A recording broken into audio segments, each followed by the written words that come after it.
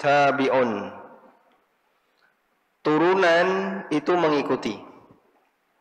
Turunan itu mengikuti.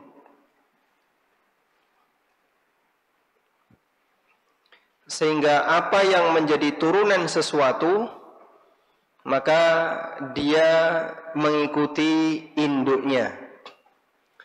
Apa yang menjadi turunan sesuatu, dia mengikuti induknya. Karena itu kalau ada pertanyaan, jika si A beli sapi bunting, milik siapakah anaknya? Jika si A membeli sapi bunting, milik siapakah anaknya? Milik penjual atau pembeli? Kenapa? Karena ketika beli induk, otomatis beli anak. Ketika beli induk, maka anaknya mengikuti induknya. Kaidah ini diatur dalam satu kaidah fikih, at-tabi'u tabi'un. Apa yang menjadi turunan itu mengikuti. Kalau orang beli HP, apakah termasuk pulsanya? Kalau orang beli HP, apakah termasuk pulsanya? Tidak. Kenapa? Karena dua ini berbeda. Pulsa dengan HP itu dua hal yang berbeda, sehingga bukan turunan. Baik. Kalau orang beli motor, apakah dengan helmnya? Tidak. Ini dua hal yang berbeda, karena helm bukan turunan motor. Tapi kalau beli kacamata, apakah otomatis lensanya? Jelas, karena tidak mungkin dipakai tanpa lensa. Baik. Meskipun dia boleh beli sebagian unsurnya, tapi kalau dibeli pokoknya, maka yang turunannya ngikut. Jual beli lensa saja bisa nggak Pak? Bisa. Tapi kalau sudah jadi kacamata, otomatis ada gagangnya, ada lensanya. Beli pedet saja boleh? Boleh. Tapi kalau beli induknya, otomatis pedetnya ngikuti induknya. Kecuali dalam kasus ini. Siapa yang menjual pohon kurma, sementara pohon itu sudah dia kawinkan, maka hak buahnya menjadi hak milik penjual dan bukan hak milik pembeli. Paham ya? Kecuali jika pembeli mensyaratkan. Sehingga kalau pembeli minta, saya mau beli pohon kurma kamu, tapi syaratnya buahnya milik saya. Syarat seperti ini sah dan diperbolehkan. Pertanyaannya, apakah ini berlaku bagi pohon yang lain? Apakah beli pohon duren termasuk juga duren yang ada di pohon itu? Ataukah buahnya menjadi milik penjual? Jawabannya ya atau tidak? Buahnya milik penjual atau pembeli? Penjual atau pembeli? Hah? Ada khilaf di sini ya. Masyaallah. Wallahu a'lam, yang lebih tepat ini hanya berlaku untuk pohon yang buahnya itu didapatkan melalui proses perkawinan. Sehingga ada melalui proses tindakan manusia. Seperti kurma. Kalau di tempat kita yang paling mudah kita jumpai salak. Salak itu kalau salak betina dibiarkan saja, dia nggak bisa besar Pak. Bakal buahnya nggak bisa besar. Sampai petani yang dia motongi salak jantan ya. Sudah pernah lihat Pak? Belum. Karena tahun yang kebun salak berarti ya. Antum bisa datang ke kebun salak Sleman, saya pernah lihat petani seperti itu. Jadi salak jantan dipotongi bagian benang sari atau butik? Benang sari ya. Lalu dipotong-potong kecil-kecil, ditaruh di bakal buah pohon betina. Baru dia bisa besar. Kalau nggak gitu nggak bisa. Kurma juga seperti itu. Dan mereka naik turun, naik ke kurma jantan, lalu turun, naik lagi ke kurma betina, nyebar benang sari tadi. Kalau nggak gitu, gagal panen. Nabi SAW pertama kali beliau datang ke Madinah, beliau melihat suasana seperti ini aneh. Akhirnya beliau mengatakan, ngapain kalian repot-repot kayak gitu? Kalau emang Allah takdirkan berbuah, berbuah. Sudah nggak usah dilakukan seperti itu. Akhirnya sahabat, mereka memahami ini wahyu, ditinggalkan. Yang terjadi apa Pak? Gagal panen. Sehingga Madinah ketika itu gagal panen. Dilaporkan kepada Nabi SAW. Kemudian beliau mengatakan, فَإِذَا كَانَ هَذَا مِنْ أَمْرِ دُنْيَاكُمْ فَأَنْتُمْ أَعْلَمُ bi umuri dunyakum. Kalau memang ini urusan dunia, ya kalian lebih paham tentang urusan dunia kalian. Karena Rasulullah SAW tidak kenal kebiasaan petani kurma seperti ini. Beliau tinggal di mana? Di Mekah ada kurma enggak? Enggak ada Pak. Mau nandur apa? Isinya batu. Makanya penduduk Mekah mendapatkan makanan itu bukan dari hasil produk Mekah, tapi semuanya impor. Dan itulah salah satu kegiatan utama penduduk Mekah, yaitu berdagang. Li'ila fi Quraisy ila fihim rihlatash syita'i was-shaif. Mereka melakukan rihlah, perjalanan dagang di waktu musim panas dan musim dingin. Dari situlah Allah Ta'ala memberikan makan kepada penduduk Mekah. Falyabudu rabb hadzal bait alladzi at'amahum min ju'. Maka masuklah kalian ke dalam Islam dengan hanya menyembah Allah semata. Karena Allah yang memberi makan kalian, sehingga kalian tidak kelaparan. Padahal di tengah kalian nggak ada buah-buahan. Nandur apapun tidak bisa di Mekah. Apa yang bisa ditanam di Mekah? Sejak masa silam Mekah nggak bisa ditanami Pak. Belakangan ini saja yang pakai selang-selang itu. Dulu nggak ada, nggak bisa. Makanya sumber pendapatan Nabi Ismail apa? Sumber pendapatan Nabi Ismail berburu. Beliau makan daging, bukan makan buah. Nah, itu ditiru ya. Diet karbo. Nah, jangan disebut dietnya Nabi Ismail ya. Nah. Jadi beliau berburu sehingga pada saat Ibrahim datang ke rumah Ismail, Ismail sedang berburu, istrinya ditanya, "Wa ma ta'amukum?" Jawab istrinya apa? Qalat al-lahm, makanan kami daging. Karena tidak ada biji-bijian, tidak ada gandum, tidak ada pohon-pohon kurma dan seterusnya. Dan kondisi seperti itu sampai zaman Nabi SAW tetap bertahan. Namun Mekah punya keistimewaan. Ini pusat peradaban. Orang ramai banyak berdatangan ke Mekah. Sehingga karena ramai mereka datang bawa makanan dan melakukan perdagangan di Mekah. Dari situlah penduduk Mekah mendapatkan makanan. Dan yang kedua, wa amanahum min khauf. Allah kasih keamanan bagi mereka sehingga mereka tidak ketakutan. Suku yang lain ketika mereka keluar kota untuk melakukan dagang terancam dengan serangan suku-suku yang menjadi musuhnya. Tapi penduduk Mekah tidak. Siapa yang berani ganggu suku yang tinggal di Mekah, suku Quraisy, maka dia nggak bisa haji. Ancamannya itu. Siapa yang berani ganggu suku Quraisy, nggak bakalan bisa haji selamanya. Padahal mereka sangat menghormati Ka'bah dan mereka berdatangan ke Ka'bah di musim-musim haji. Dari situlah Allah menjaga keamanan penduduk Quraisy. Maka mereka melakukan rihlah fi syita'i was-shaif, aman Quraisy. Kalau suku yang lain belum tentu. Baik. Kembali ke sini.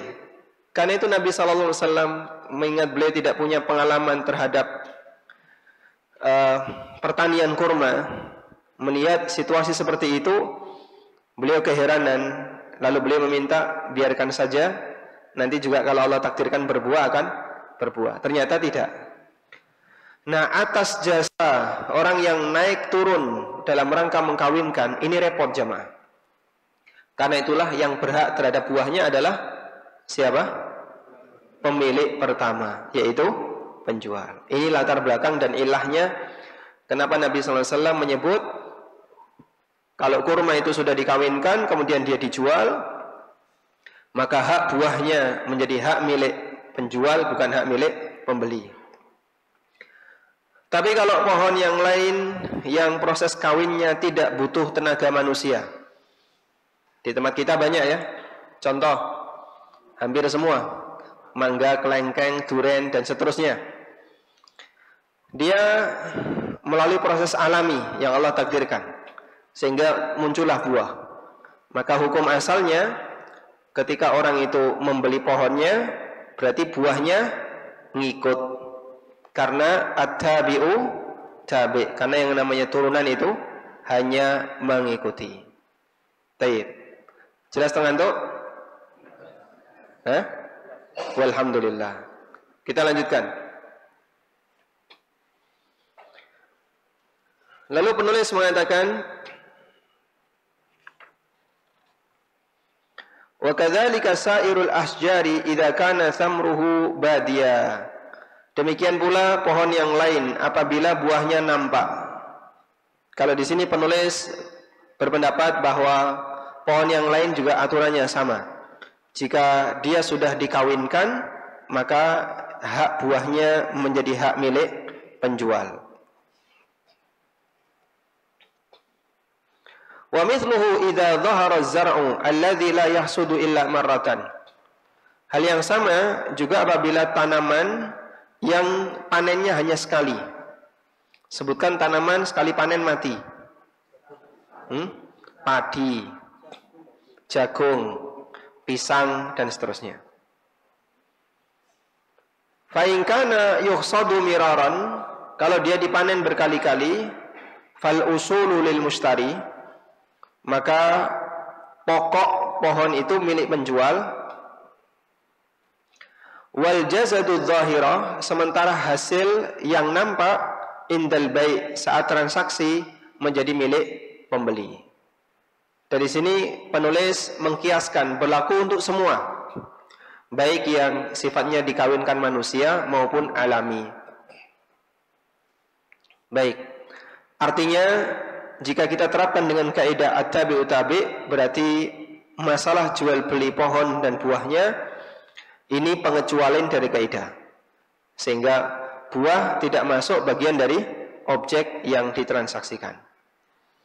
Selanjutnya kita akan berbicara jual beli ijon.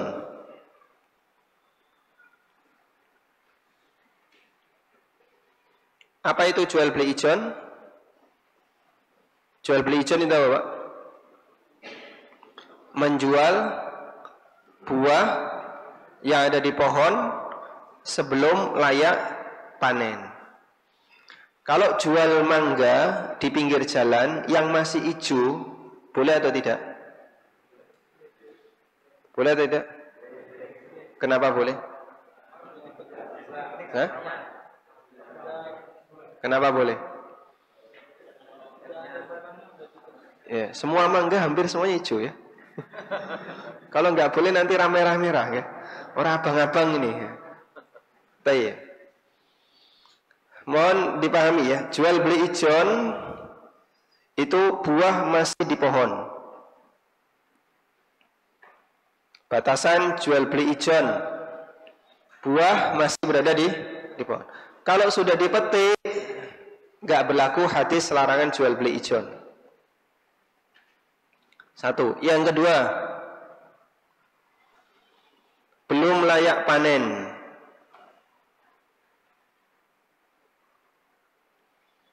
Kalau hijau tapi sudah layak panen, nggak ngefek. Contohnya mangga. Jarang kita jumpai mangga itu dipanen dalam kondisi sudah merah. Rata-rata masih hijau. Nek nunggu abang Pak, kedisian maling. Nah gitu ya. Makanya masih hijau itu langsung diambili. Buah apa yang matang warnanya hijau? Anggur hijau. Apel hijau. Duren hijau. Apukat. Duren.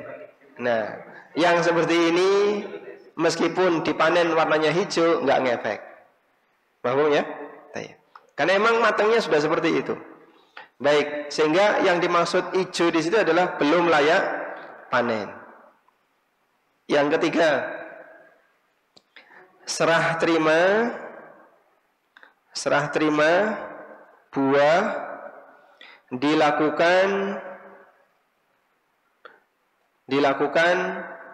cukup lama.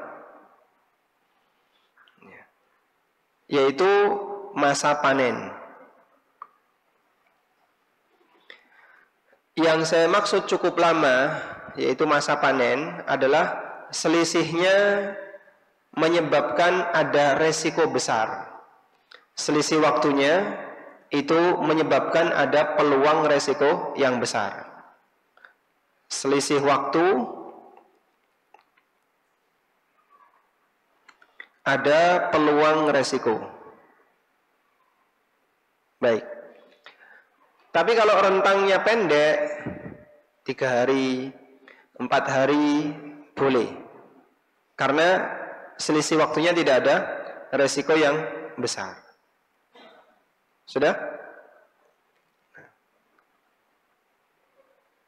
Baik. Jika terjadi 3 ini, maka itu masuk dalam larangan hadis di mana Nabi sallallahu alaihi wasallam, atau di mana dalam hadis disebutkan, naha Rasulullah sallallahu alaihi wasallam an bai'i thimar hatta yabdu salahuha. Nahal bai' wal mubta'. Nabi sallallahu alaihi wasallam melarang jual beli buah sampai nampak kelayakannya untuk dipanen. Yang dilarang baik penjual maupun pembeli. Dan itu batasannya ini. Berarti kalau beli pohon yang masih hijau, buah yang masih hijau, tapi langsung dipanen, boleh atau tidak? Boleh atau tidak? Boleh. Kenapa? Karena langsung dipanen. Ilah larangan ini nggak ada. Ini banyak terjadi di Gunung Kidul. Sekarang Gunung Kidul dalam kondisi kering ya, musim kering. Kalau musim kering Pak, suket nggak ada. Pakan untuk sapi, untuk ternak mahal. Nah, salah satu yang dijadikan sebagai pakan jagung. Jagung yang belum waktunya panen itu diborong. Satu sawah diborong. Lalu langsung dipaprasi, dipangkas, padahal di situ masih ada bakal biji jagung. Sehingga dia dipotong saat transaksi. Tujuannya bukan untuk dimakan manusia, tapi dipakai untuk pakan sapi.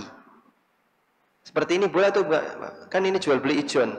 Buahnya belum nampak. Boleh, karena Anda beli pohon utuh, bukan beli buah yang belum jelas itu. Paham ya? Baik. Ada orang beli jambu. Ada orang beli jambu. Bakal jambu namanya apa Pak? Karuk. Ya, tahu karuk? Tidak tahu? Karuk ya, namanya karuk. Dia masih karuk, bahan atau bakal jambu. Kemudian dibeli, tapi langsung dipanen. Mau dikeringkan jadi obat, silahkan, boleh. Karena dia langsung diambil. Karena itu jual beli rutop boleh, asal langsung diambil. Tapi kalau nunggu, ini berapa lama lagi baru bisa diambil? Kurang lebih 2 bulan lagi Mas. Nah, rentang waktu 2 bulan, selisih waktu ini, ada nggak peluang resikonya? Ada, apa? Rontok. Nah, makanya Nabi SAW melarangnya. Baik. Wasila an salahiha, dan Nabi SAW ditanya, seperti apa batas kelayakan untuk dipanen? Kemudian beliau sallallahu alaihi wasallam mengatakan, hatta tadhhaba ahatuhu, sampai hilang cacatnya. Maksudnya adalah peluang rontoknya hilang. Peluang rontok hilang itu kalau sudah kelihatan gede-gede, ini tinggal ngambil besok, insya Allah aman. Maka seperti ini boleh ditransaksikan. Sudah? Dalam riwayat yang lain beliau mengatakan hatta tahmarra au tasfarra, sampai biji-bijian atau buah-buahan itu berubah warnanya memerah atau menguning. Sampai memerah atau menguning.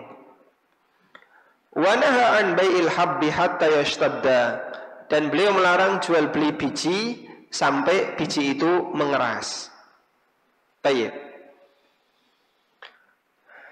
Kita coba lihat ini ya. Allah Subhanahu wa taala berfirman, salah satu di antara sifat rububiyah Allah adalah falikul habbi wan nawa. Allah berfirman, falikul habbi wan nawa. Al-habbu itu biji yang bisa dimakan. Contoh, beras, gandum, dan seterusnya, kacang, jagung. Biji yang menjadi sumber bahan makanan pokok itu namanya al-habbu. Sedangkan an-nawa itu biji yang diselimiti dengan daging buah, mangga, duren, dan seterusnya. Namanya apa? An-nawa. Contoh al-habbu di zaman Nabi SAW, gandum. Contoh an-nawa di zaman Nabi SAW, kurma. Baik. Ciri khas untuk al-habbu ya. Al-habbu itu muncul di awal, tapi isinya nggak ada. Muncul di awal, isinya tidak ada. Contoh beras ya. Beras muncul di awal, gabah, tapi kosong. Sehingga kalau belum waktunya panen, ketika dirontokkan, digiling, itu kopong, kosong, nggak ada isinya. Sedangkan an-nawa itu muncul buahnya dulu, baru bijinya belakangan. Sudah? Baik. Batasan untuk al-habbu, Nabi SAW ngasih batas sampai keras. Karena warnanya kurang lebih sama antara awal sampai akhir. Pari ke mata, muncul bulir. Dia awalnya hijau terus kuning. Waktu kuning itu masih kopong. Tunggu sampai sekian, nanti tetap kuning terus. Nah, apakah ketika sudah kuning itu sudah boleh dipanen? Belum Pak, kopong nih. Belum boleh, tunggu dulu sampai berisi. Itu ciri khas al-habbu. Sedangkan an-nawa ciri khasnya berubah warna. Berubah warna, memerah atau menguning karena awalnya hijau. Seperti kurma, awalnya hijau, nanti jadi merah-merah, menguning-menguning, terus merah, dipanen. Paham insyaallah? Nah, karakter yang diberikan oleh Nabi SAW sampai mengeras atau sampai berubah warna, bahasa lainnya adalah sampai layak panen. Kalau sudah layak panen, berarti potensi gangguan sudah semakin kecil. Paham? Karena itu kalau sudah potensi gangguannya semakin kecil, boleh ditransaksikan. Tapi kalau potensi gangguannya masih besar, al-ahahnya masih besar, tidak boleh ditransaksikan. Sebab orang tidak bisa memastikan apakah nanti bisa panen selamat semua ataukah banyak yang gagal. Sehingga tunggu dulu sampai layak untuk dipanen. Tayyib. Sudah ngantuk? Masya Allah. Kopi masih ada? Habis ya? Ganti kopiku. Tayyib. Nah, waktu kita sebentar insyaallah ya. Sebentar lagi jam 2.10 menit. Kita lanjut dengan tanya jawab insyaallah. Saya lanjutkan.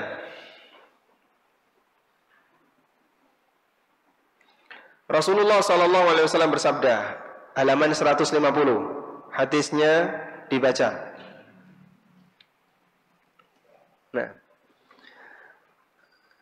Nabi SAW bersabda, kalau kamu menjual barang kepada saudaramu, lau bi'ta min akhika samaran, kalau kamu menjual buah kepada saudaramu, lalu mengalami jaihah, mengalami gagal panen. Jaihah itu serangan terhadap hasil pohon, baik karena hama atau karena cuaca atau karena binatang ya. Kalau padi, tikus, burung, dan seterusnya.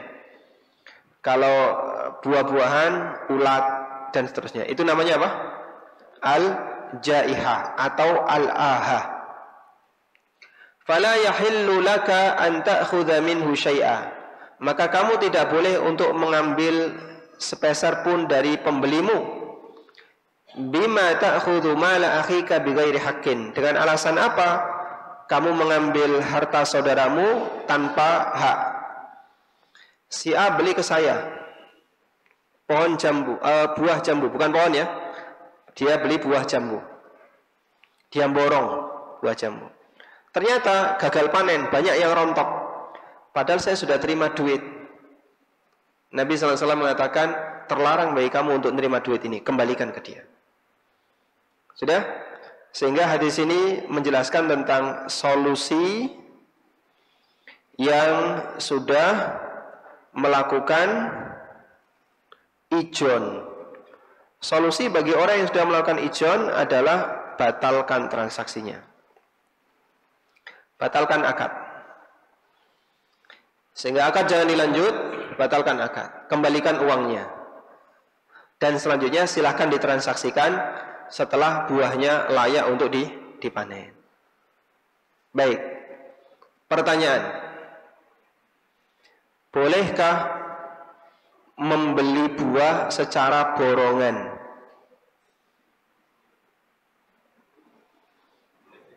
Bolehkah membeli buah secara borongan? Bolehkah membeli padi secara borongan? Boleh atau tidak? Baik, coba serius nih ya pertanyaannya ya. Bolehkah membeli buah secara borongan? Yang boleh angkat tangan. Insyaallah. Baik, jumhur insyaallah ya. Yang mengatakan tidak boleh. Ada 2, 3. Kenapa enggak boleh, Pak? Ukurannya enggak jelas. Kalau ukurannya enggak jelas berarti goror ya. Sehingga tidak boleh. Salah atau benar? Allahu a'lam. Wassalam. Baik. Hadis tentang larangan jual beli ijon menunjukkan dalil bolehnya jual beli buah secara borongan dengan syarat sudah layak panen. Baik, jadi pembahasan kita itu ada 2 ya. Jual beli pokok tanaman. Jual beli pokok tanaman tadi sudah dibahas oleh penulis.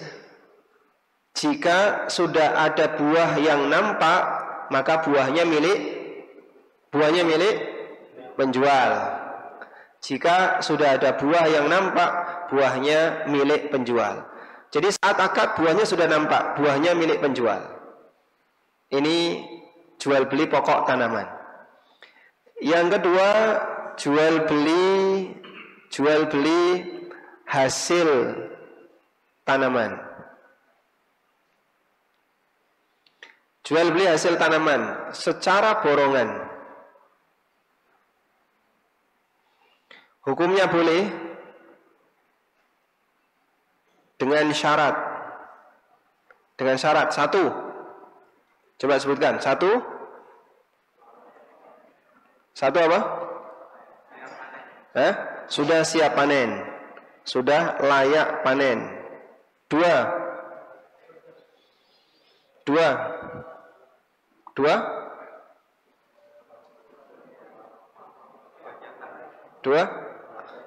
Buahnya sudah layak panen. Yang kedua,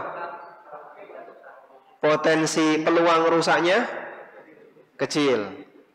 Peluang rusak kecil. 3.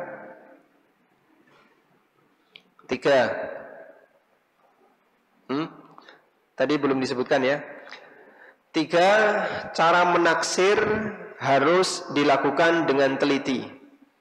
Teliti dalam mengukur taksiran. Teliti dalam mengukur taksiran. Jadi kalau ada tim appraisal, Arab panen tidak pakai tim appraisal ya. Ini kira-kira nanti mau panen berapa kintal. Dia harus orang yang ahli. Dulu seperti ini disebut dengan ahlut takharrus, ahli dalam melakukan penilaian hasil panen. Sehingga dia tinggal lihat pohon kurma, lalu dikelilingi, oh luasnya sekian, ini berisi sekian pohon, kira-kira akan ketemu sekian. Dan itu standar deviasinya, standar deviasi itu bahasa kiak-kiuk ya. Nah, tahu kiak-kiuk Pak? Plus minus. Nah, plus itu kecil. Misalnya ketemu 5 kintal plus minus 3 kilo. Praktek seperti ini ma'ruf di zaman Nabi sallallahu alaihi wasallam dan beliau izinkan asal dalam mengukur taksirannya harus teliti. Tayyib. Walhamdulillah, sehingga Anda kalau melihat ada petani yang borong gabah di sawah, itu boleh atau tidak? Boleh, asal 3 ini. Layak dipanen. Kalau dia bentuknya biji, berarti sudah keras. Yang kedua, peluang rusaknya kecil. Bukan di posisi yang beresiko, pinggir kali gampang banjir. Jangan. Itu tunggu panen dulu. Yang ketiga, harus dilakukan oleh orang yang pandai dalam melakukan takharrus, pandai dalam melakukan penilaian hasil, prediksi hasil. Jika 3 ini dilakukan, maka transaksinya sah. Walhamdulillah. Tayyib. Sekarang kita baca satu masalah lagi, yaitu hak khiyar. Setelah ini insya Allah kita masuk ke sesi tanya jawab. Nah,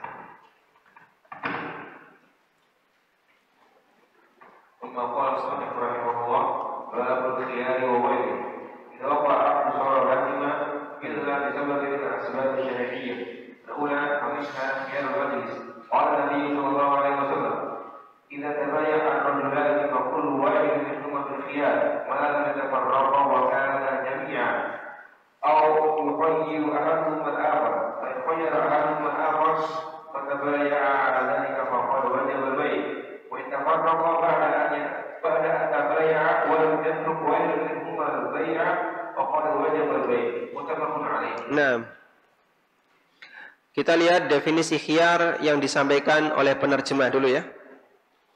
Di pedoman 337. Jika akad jual beli telah beres, maka hak kepemilikan secara sah berpindah. Hak kepemilikan secara sah berpindah. Kalau saya lihat di teks Arabnya, idza waqa'al aqdu shara laziman. Kalau akad sudah sah, maka menjadi lazim.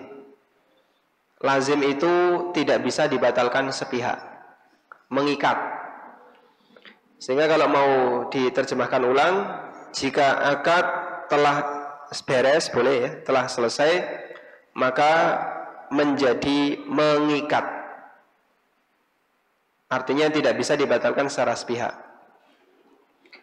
Illa bisababin minal asbab syar'iyyah, kecuali jika di situ ada sebab syar'i yang membolehkan untuk membatalkan akad. Baik, saya kasih mukaddimahnya dulu. Dilihat dari ikatannya,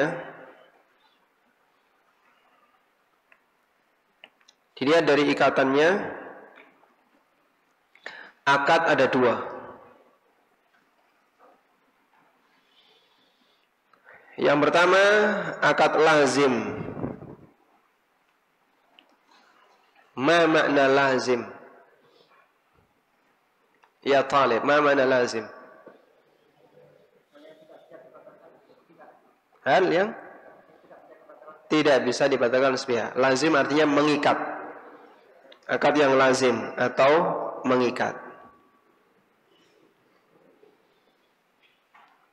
Yang kedua, lawannya lazim. Apa lawannya lazim? Tidak lazim. Hah? Masya Allah. Apa lawannya panas? Tidak panas. Antonim ya. Apa lawannya lazim? Jaiz. Ini kalau diterjemahkan bisa kita kasih kebalikannya, tidak mengikat. Karena tidak ada yang lain ini. Tidak mengikat. Yang dimaksud mengikat dan tidak mengikat itu bisa dibatalkan secara sepihak. Kalau mengikat berarti tidak bisa dibatalkan secara sepihak. Kalau tidak mengikat berarti bisa dibatalkan secara sepihak. Paham? Baik. Contoh akad yang lazim apa Pak? Jual beli, sewa, istisna, salam, istisna. Baik. Dan beberapa akad komersial lainnya. Contoh akad yang jaiz yang tidak mengikat. Contohnya wadiah, pinjam meminjam, isti'arah. Contoh yang lain. Contoh yang lain mudharabah. Mudharabah itu tidak lazim ya. Mudharabah itu masuk akad jaiz. Sehingga dia boleh dibatalkan sepihak. Contoh yang lain betul sekali, wakalah. Baik, saya kasih contoh. Saya datang ke rental mobil. Dicatat dulu ya, mau dicatat. Silakan.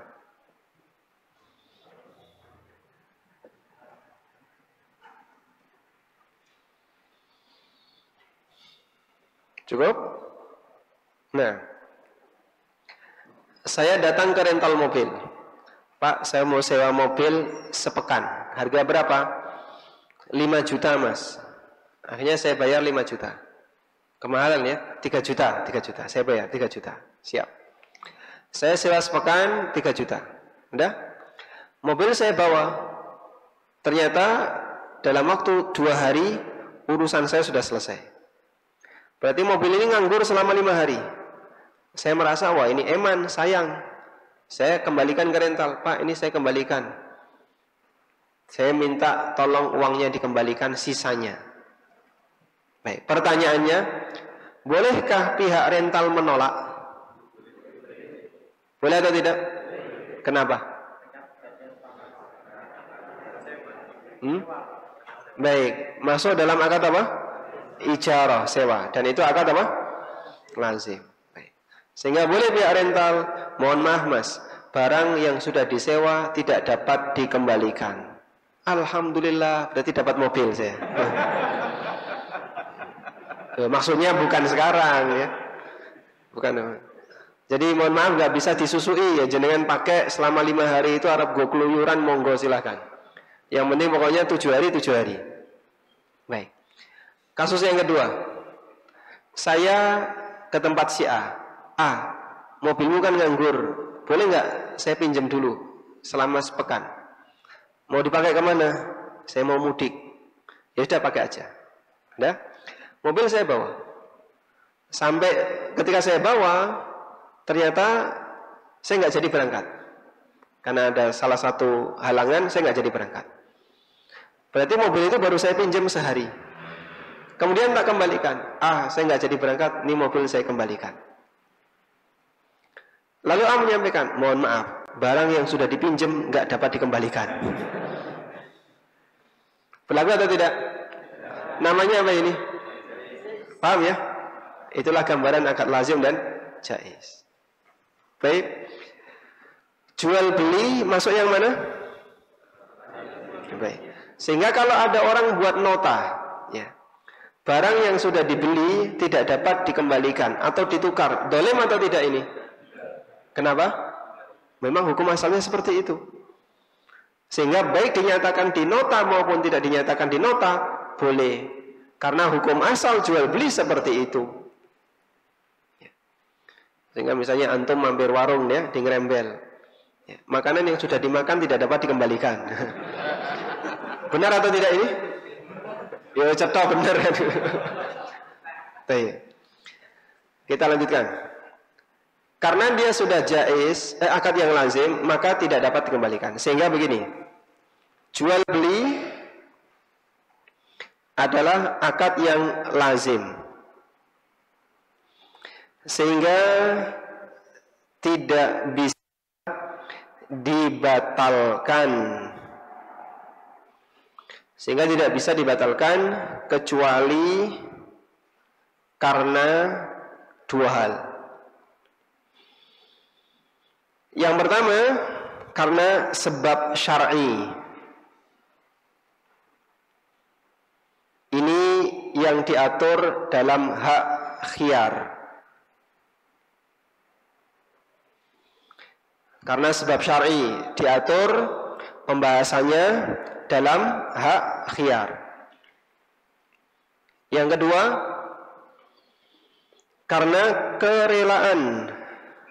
kerelaan penjual. Ini disebut dengan iqalah.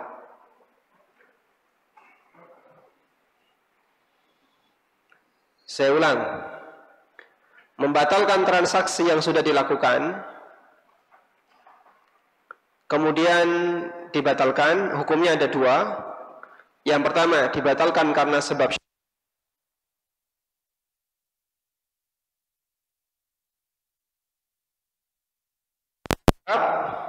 tapi direlakan oleh penjual, ini disebut dengan iqalah. Baik. Hak khiyar ini hukumnya wajib. Bahkan Nabi SAW mengatakan la yahillu, enggak halal untuk dibatalkan. Sedangkan iqalah ini hukumnya anjuran, tidak wajib. Karena itu kalau enggak mau, enggak apa-apa. Mafhum? Nah. Sekarang hak khiyar itu apa saja? Pertama, yang sudah disebutkan oleh penulis, pedoman 338. Hak khiyar yang pertama adalah belum berpisah tempat. Kita tulis di sini macam-macam hak khiyar. Hak khiyar yang pertama adalah khiyar majlis.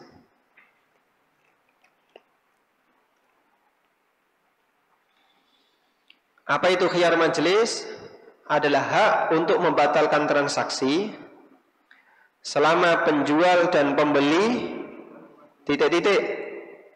selama penjual dan pembeli masih di majelis akad. Paham ya? Selama penjual dan pembeli masih di majelis akad. Nah, batasan majelis akad itu kembali kepada urf yang berlaku di masyarakat. Batasan majelis akad berlaku kepada urf. Nah, dalam transaksi normal offline, batasan majelis akad adalah selama penjual dan pembeli belum berpisah, dan itu disebutkan dalam hadis. Idza tabaya'a ar-rajulani faqul wahidin minhumal bil khiyar ma lam yatafarraqa. Apabila ada dua orang bertransaksi, maka masing-masing punya hak khiyar selama keduanya belum berpisah. Berarti batasannya di situ sampai apa jemaah? Sampai penjual dan pembeli berpisah. Ini untuk transaksi konvensional, transaksi normal. Bagaimana kalau transaksi online? Dari awal penjual dan pembeli sudah berpisah, beda kota. Baik. Antum coba lihat. Orang melakukan jual beli melalui marketplace tanpa ada fitur chatting dengan penjual. Kapan khiyar majlis itu selesai? Kapan khiyar majlis selesai? Hah? Setelah check out. Setelah apa? Check out ya. Sehingga kalau bapak ibu misalnya buka marketplace, lihat barang antik, masukkan keranjang.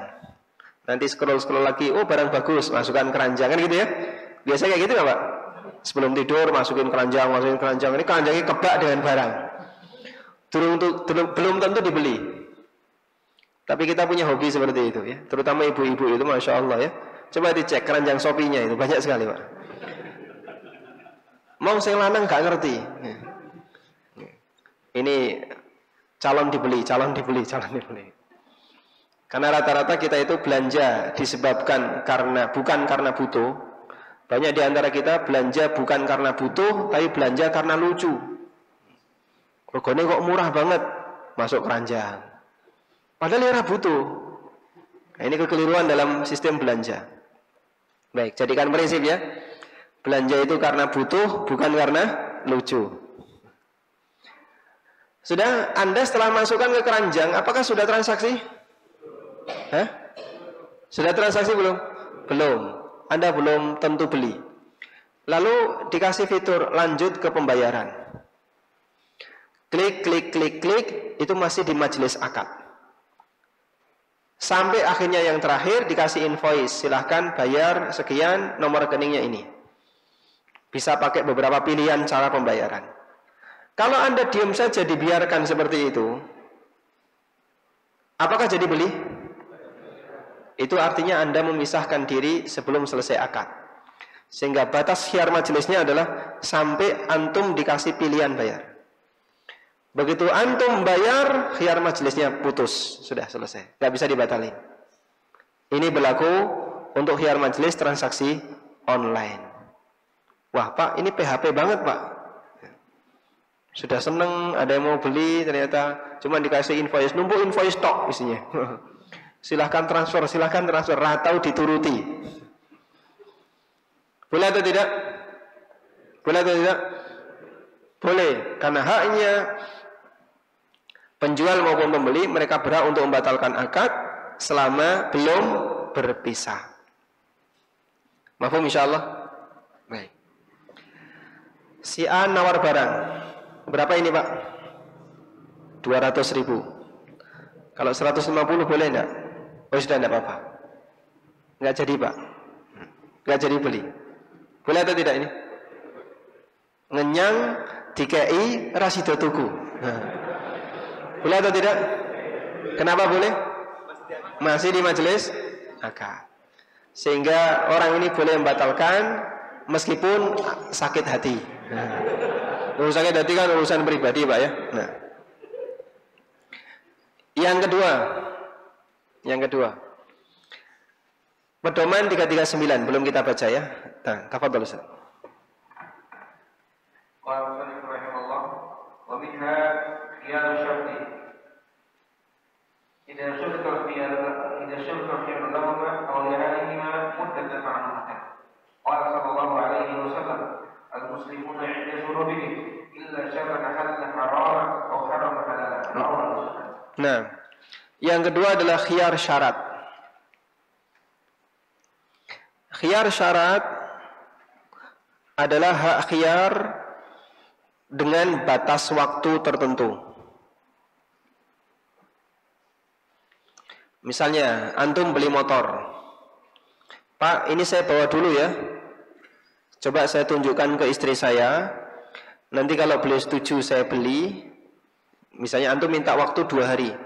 Saya minta waktu 2 hari, barangnya saya bawa. Kalau istri saya setuju saya beli.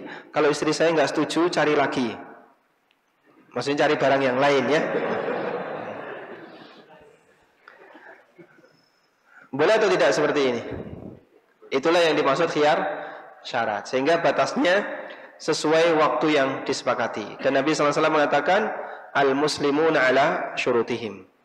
Setiap muslim berkewajiban untuk memenuhi kesepakatan yang mereka buat, kecuali kesepakatan yang mengubah hukum, menghalalkan yang haram atau mengharamkan yang halal.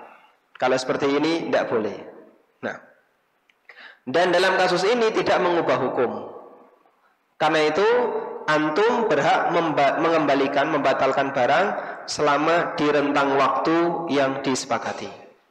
Baik, pertanyaannya, selama rentang waktu itu barang milik siapa?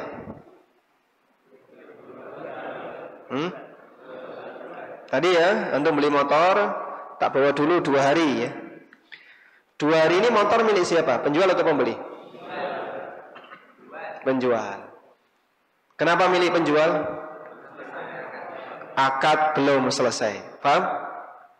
Karena akad belum selesai. Tayyib. Kasus real. Ditanyakan oleh seorang pengusaha SPBU ke kantor Yufid nemui saya. Saya punya POM di daerah Purwodadi. Saya jual waktu tahun berapa itu? Sekitar 2015 atau 2014. Dijual di angka 3M. Lalu ada A tertarik untuk beli. Tapi dia minta waktu selama 3 bulan. Dan dia ngasih DP 10 juta. Pak, saya kasih DP 10 juta. Saya minta waktu selama 3 bulan. Kalau saya berhasil mengumpulkan sampai 3M, tak beli. Kalau enggak, saya kembalikan. Sudah? Selama 3 bulan, pom bensin ini tetap menghasilkan, tetap beroperasi. Beliau tanya, Mas, hasilnya selama 3 bulan itu milik siapa? Milik A, konsumen beliau, ataukah milik beliau? Milik penjual atau milik pembeli?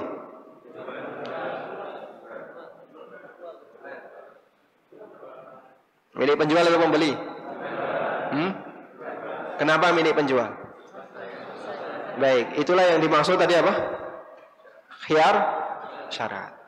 Dan di batasan rentang ini, barang masih menjadi milik penjual karena belum selesai akad. Artinya selama masih ada hak khiyar, berarti masih gantung. Paham ya? Nah, hak khiyar syarat ini boleh digantikan dengan DP hangus. Boleh digantikan dengan DP hangus. Sehingga si A yang beli pom bensin tadi gantung selama 3 bulan. Maka pemilik tidak punya hak untuk menawarkan ke orang lain selama 3 bulan. Kesempatan beliau untuk menawarkan hilang selama 3 bulan. Sebagai gantinya ini, DP hangus ini yang disebut dengan jual beli urbun. Dan jumhur membolehkan jual beli urbun. Dan ini tidak termasuk kezaliman karena kompensasinya adalah khiyar syarat.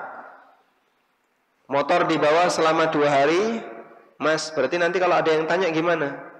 Ya, nggak boleh Pak, wong ini masih di hak khiyar saya selama 2 hari. Ada konsumen yang tanya, nanti dulu Pak ya, tunggu sampai si A ini selesai, antara beli atau tidak saya tidak tahu, tapi waktunya 2 hari. Saya kehilangan kesempatan untuk menawarkan ke orang lain. Bahwa sebagai gantinya dalam syariat kita dibolehkan adanya DP. Dan ini pernah dilakukan oleh utusan Umar bin Khattab radhiyallahu anhu.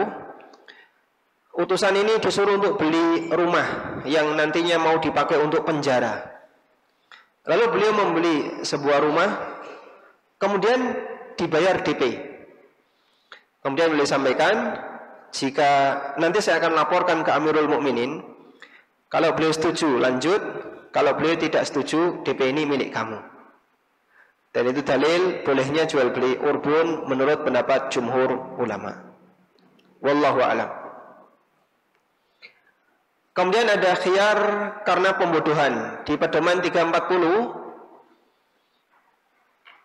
itu adalah khiyar karena masalah pembodohan, kecurangan, yang disebut dengan khiyar ghaban. Khiyar ghaban ini karena pembodohan atau kecurangan. Kurang lebihnya ada orang yang selesai akad dan dia merasa dibodohi, bisa terlalu mahal ketika dia diposisi sebagai pembeli, atau terlalu murah. Loh, kok ini terlalu murah saya tadi jualnya, saya nggak terima, saya mau datangi pembeli saya, tak batalkan. Itu boleh selama terjadi pembodohan yang disebut dengan al-ghaban. Nah, berikutnya adalah khiyar tadlis. Khiyar tadlis, khiyar karena penipuan.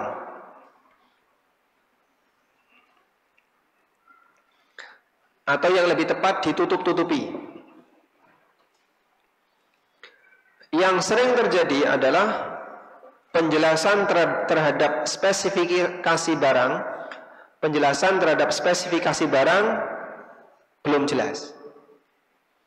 Sehingga misalnya orang jualan pakai katalog, ada gambarnya, Nah, gambarnya kelihatannya bagus, gede, begitu lihat aslinya cilik, warnanya beda. Nah, sering kayak gitu Pak ya. Jual beli online penyakitnya rata-rata di situ. Karena pembeli tidak megang barang. Sementara penjual ketika masang gambar itu pakai gambar yang bagus. Pembeli terkecoh, loh kok kayak gini. Nah, itu jika dilakukan hak khiyar, nanti ada hak khiyar tadlis. Karena ketidakjelasan.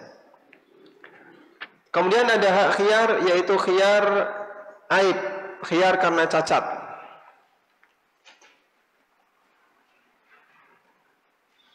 Khiyar aib.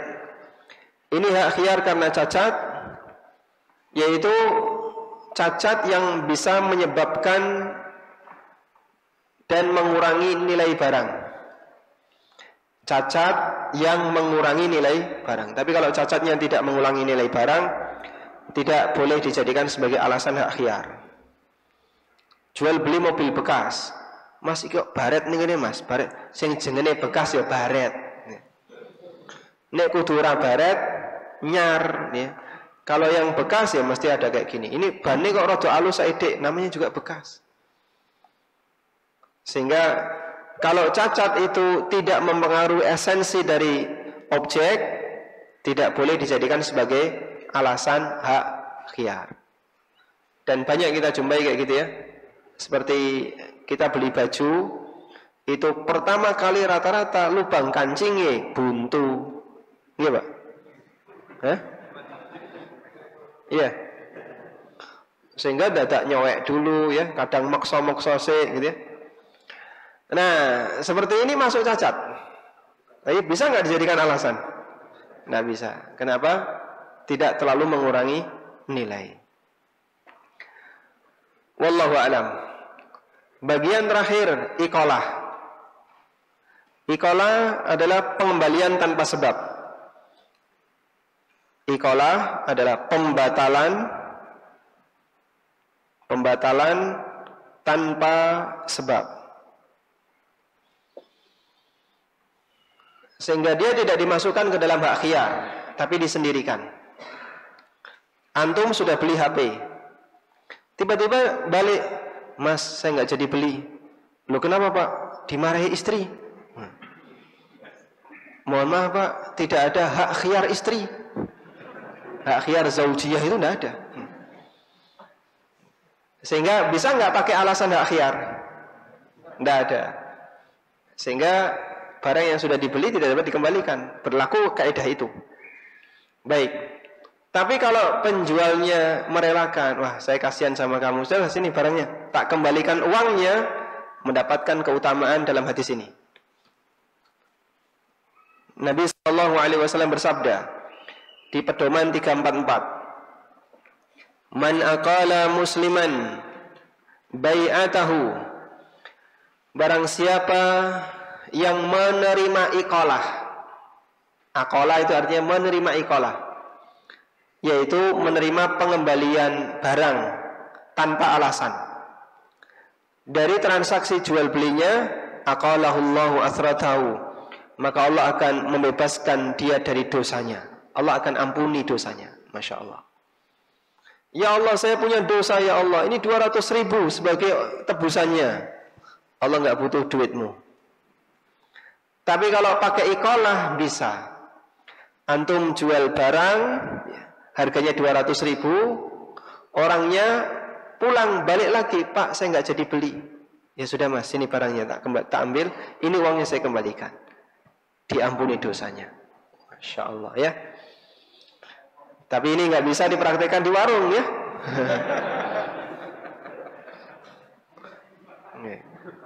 Tayyib. Wallahu ta'ala alam, demikian yang bisa kita bahas, semoga bermanfaat. Wassallallahu ala nabiyyina Muhammadin wa ala alihi wa sahbihi wasallam.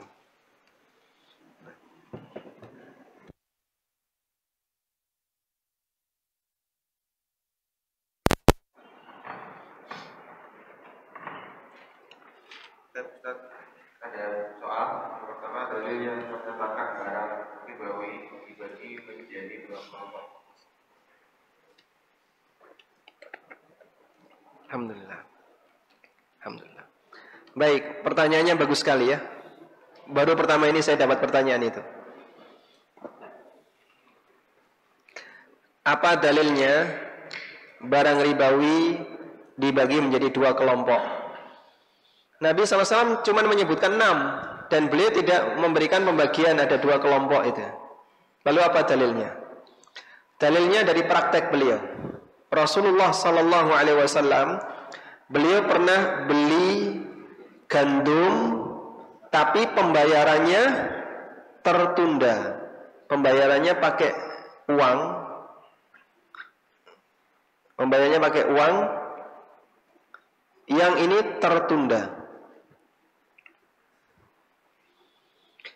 Nabi SAW pernah beli gandum, bayarannya tertunda.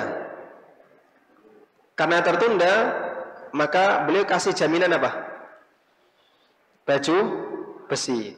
Berarti di sini terjadi tukar menukar bahan makanan dengan uang secara tidak tunai. Kalau ini masuk kategori riba, Nabi SAW melakukannya dan itu tidak mungkin.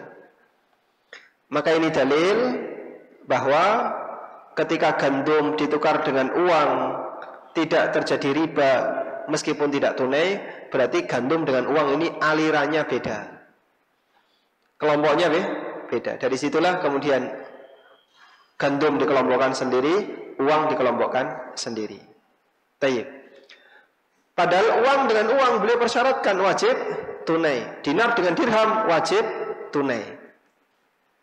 Makanya Nabi SAW melarang kurma dengan kurma kecuali secara tunai. Karena transaksi ini jika dilakukan secara tidak tunai terjadi riba. Baik, itu kurang lebih dalil yang bisa kita berikan terkait pembagian riba jadi komunitas riba jadi 2 tadi ya. Nah,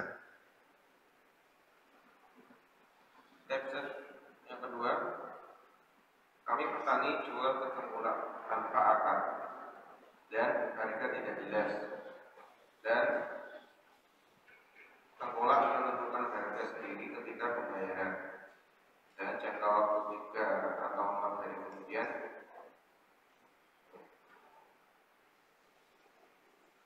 baik. Tergambar insyaAllah ya. bagaimana hukumnya? Oh, Masya Allah. Anda sahibus soal. Kasusnya Bapak ini. Masya Allah. Dari mana Pak? Masya Allah. Tafadhal. Jadi kami para petani di kampung kami ada tengkulaknya. Petani kalau menjual, misalkan kami kan petani kebanyakan jambu merah itu. Jadi kami menjual jambu, sudah ditaruh di depan rumahnya si tengkulak itu. Nah, misalkan 1 karung, nanti tidak tahu ada apapun ditinggal pulang, nanti nunggu pembayaran sama harga itu 3 atau 4 hari kemudian diberikan, ini dapat 1 kintal misalkan, terus harganya terus 1.500 atau 2.000 itu. Nah itu seperti itu kasusnya. Jadi harga baru keluar setelah ketika pembayaran 3 hari. Tengkulak itu membayarnya setelah dia menjual jambu itu atau sebelum? Setelah menjual. Bapak jual ke tengkulak, tengkulak jual ke orang lain. Setelah laku baru dibayar. Baik. Tayyib. Insyaallah sudah dapat tasawurnya. Ada 2 pendekatan dalam hal ini. Ada 2 pendekatan. Yang pertama, jika Anda bertransaksi dengan tengkulak dan modelnya seperti tadi, hukumnya gharar. Karena harganya nggak jelas. Yang kedua, barang belum ditimbang. Kemudian yang menentukan harga terserah tengkulak waktu bayar. Seperti ini gharar. Dan ghararnya besar. Gharar di pembayaran, gharar juga di barang. Padahal iwad dan muawad kalau salah satu gharar boleh enggak? Tidak boleh, apalagi dua-duanya gharar. Sehingga praktek ini jika transaksinya dengan tengkulak tidak boleh. Paham? Nah, baik, sekarang saya berikan pendekatan yang kedua. Pendekatan yang kedua, posisi tengkulak dijadikan sebagai wakil. Posisi tengkulak dijadikan sebagai wakil, sehingga petani bawa jambu ke situ sifatnya menitipkan, titip tolong dolno. Sudah? Nanti kamu saya kasih fee. Hah? Saya kasih fee. Maka di bagian ini yang wajib ditentukan fee-nya, upahnya. Nek ngedolno dikai upah berapa? Nah itu bisa menggunakan standar urf yang berlaku. Misalnya pihak tengkulak menetapkan, Pak, pokoknya banyak maupun sedikit, kami biasanya mengambil 10%. Sehingga nanti payu piro, tidak tahu, tergantung di pasar. Cuman Bapak naruh barang di sini itu titip, nyuwun tulung ini didolno, jualkan. Nanti oleh tengkulak itu dijualkan. Nah laku berapa kan tidak tahu ya, tergantung harga di pasar. Habis dapat duit misalnya 3 juta. Sesuai kesepakatan maka tengkulak mendapatkan 10%, sehingga dapat 300.000. Kalau prakteknya seperti ini boleh. Jika prakteknya seperti ini boleh. Nah,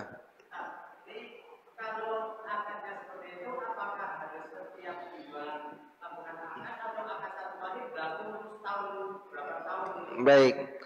Kalau akadnya yang kedua bisa sekali di awal, karena inti dari wakalah adalah memberikan izin. Sehingga kalau petani sudah ngomong ke tengkulak, Mas, pokoknya engkone aku setiap panen tak titip non jenengan, ngomong pisan di depan. Setiap panen tak titip non jenengan, boleh. Sehingga nanti setiap kali panen tinggal naruh ya, cuma dikasih ATM di situ gitu aja. Atau dikasih nomor rekening ya. Nanti transfer ke sini kalau laku. Tapi syaratnya yang menetapkan harga bukan tengkulak. Tengkulak hanya berhak untuk mendapatkan fee. Sehingga dia tidak berhak ngambil margin, namun hanya dapat fee. Paham insyaallah? Baik. Nah. Bismillah. Ustaz, apa hukum voucher gratis ongkir marketplace? Apa hukum voucher gratis ongkir marketplace? Apa sebab dia dapat voucher itu? Jika sebabnya adalah karena dia menggunakan ShopeePay, ya. Jadi sekarang ada yang top up, lalu dia punya saldo, saya nyebut merek jadinya ya, di ShopeePay misalnya. Siapa yang pembayarannya pakai saldo ShopeePay, maka nanti dapat fasilitas. Fasilitas ini bisa cashback atau voucher gratis ongkir atau yang lainnya. Sudah? Apa hukumnya fasilitas ini? Para asatidzah yang memandang hakikat dari GoPay, OVO, ShopeePay, kemudian beberapa dompet virtual yang lainnya, ada Dana, Tikes, dan aneka yang lainnya. Saat top up, pada saat top up itu sama dengan memberi utang. Sehingga statusnya seperti memberi utang kepada penyedia dompet virtual ini. Lalu penyedia dompet virtual itu memberikan Anda layanan dan fasilitas. Maka status layanan ini adalah manfaat karena utang, wa kullu qardin jarra naf'an fa riba. Dan setiap manfaat yang disebabkan karena utang statusnya riba. Tapi jika gratis ongkir dan seterusnya bukan karena Anda top up, insya Allah tidak masalah. Misalnya saya disuruh bangun jam 12 malam, terus suruh goyang-goyang HP ya. Namanya apa ini? Nah, nanti kalau digoyang-goyang dapat voucher. Kalau seperti ini yang terjadi lalu Anda lakukan seperti giveaway pada umumnya, insya Allah selama tidak bayar boleh. Wallahu a'lam. Pertanyaan selanjutnya, bagaimana hukum menjual barang temuan sedangkan kita dalam keadaan sangat butuh uang? Masya Allah. Bagaimana hukum menjual barang temuan sedangkan kita dalam keadaan sangat butuh uang? Alasannya bukan masalah sangat butuh uang atau tidak. Karena kabeh nih ditakoni butuh duit mboten Pak? Nih, Masya Allah, ijma jawabnya butuh. Apakah dengan itu terus kita boleh mengambil hak orang lain? Tidak boleh. Baik. Tentang luqatah, barang temuan. Nabi SAW perintahkan umumkan selama berapa lama jemaah? 1 tahun. Rentang 1 tahun ini, di rentang 1 tahun ini, status luqatah masih menjadi milik pemiliknya. Sehingga terlarang bagi yang nemu untuk menjualnya, menginfakkannya, menggunakannya untuk kepentingan pribadi dan seterusnya. Masih menjadi milik pemiliknya. Kemudian setelah habis rentang 1 tahun, setelah diumumkan selama 1 tahun, nggak ada yang merasa kehilangan. Padahal pengumumannya sudah di tempat-tempat yang strategis. Di sini ulama beda pendapat. Habis masa pengumuman. Pendapat yang lebih kuat, dan ini yang dinilai lebih kuat oleh Syekhul Islam Ibnu Taimiyah, setelah habis masa pengumuman, maka pindah hak milik, jadi milik yang nemu. Dan beliau mengatakan, ka'annallaha ahala hadzal mal min fulan ila fulan. Seolah-olah Allah Subhanahu wa taala mencabut harta ini dari kepemilikan si A, lalu Allah serahkan kepada si B melalui kejadian menemukan harta tadi. Sehingga di kasus ini kalau sudah 1 tahun dan tidak ketemu siapa pemiliknya, padahal dia sudah berusaha untuk mengumumkan, maka barang itu berpindah hak milik menjadi milik penemu. Setelah itu baru silahkan Anda jual. Alasan butuh duit betul di situ. Masya Allah. Nah. Bagaimana hukum reseller dan bagaimana hukumnya memakai mesin edisi dari bank? Apa hukum reseller? Reseller ada 2. Yang pertama wakil dari pemilik barang. Hukumnya boleh dan nanti dia berhak dapat fee sesuai yang disepakati. Ini dijelaskan oleh Ibnu Abbas dalam riwayat Bukhari secara mu'allaq. Walam yara Ibnu Sirin wal Hasan wa Ibrahim bi ajri simsar ba'san. Menurut Muhammad bin Sirin, kemudian Hasan al-Basri, Ibrahim an-Nakhai, upah maklar hukumnya boleh. Dan itu seperti reseller di tempat kita. Tolong jualkan. Ini barangnya saya titipkan ke kamu, jualkan. Dan reseller juga bisa menjualkan tanpa harus membawa barang. Yang penting nanti dia bisa menemukan konsumen setelah memberikan penjelasan. Barangnya nanti kalau konsumen mau lihat, nanti bisa didatangkan ke saya. Sehingga dia cuma cari orang. Ketemu, dilihatkan barangnya. Tidak masalah. Posisi reseller di sini hanya sebagai apa? Wakil. Nanti dia mendapatkan ujrah samsara, dapat fee. Nah, dan fee ini harus ditetapkan di awal. Nanti kalau laku saya dapat berapa? Gampang. Pokoknya dolno sih. Lu entuk piro? Wis pokoknya gampang. Nah, jangan kayak gitu ya. Nyebut berapa? Persen boleh, nominal boleh. Yang kedua, reseller sebagai penjual kedua.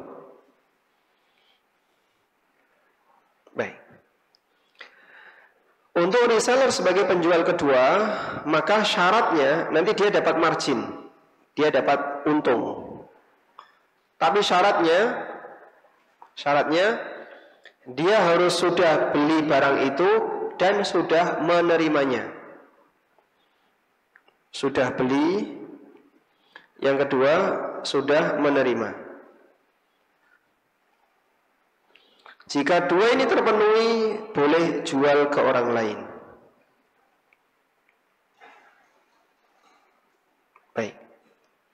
Kalau ada orang sudah membeli dan dia sudah menerima barang itu, maka dia boleh jual ke orang lain. Tapi kalau salah satu ini belum terpenuhi, dia belum boleh menjual ke orang lain.